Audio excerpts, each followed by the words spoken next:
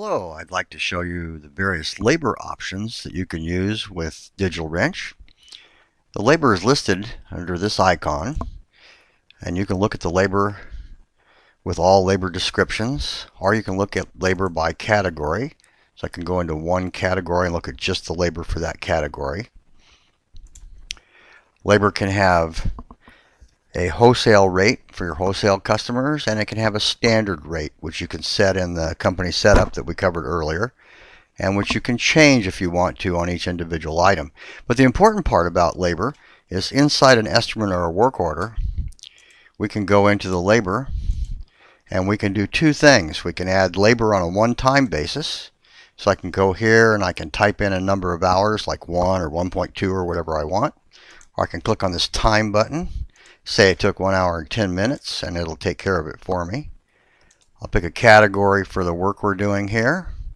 We'll say this is electrical. Type in whatever I want. Pick a technician. And this is a one-time labor entry.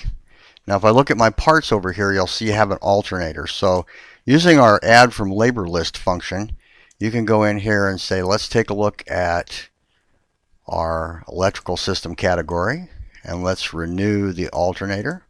We've already entered that into the system once, and we can get a description of up to 2,000 characters. So we can get really detailed on the work we do, or we can get really simplistic like I did here with just alternator renew.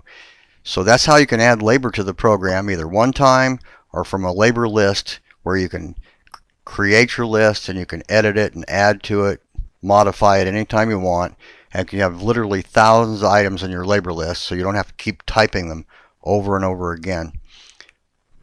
So that pretty much covers the labor. If you have any questions, give us a call at 1-800-457-7818.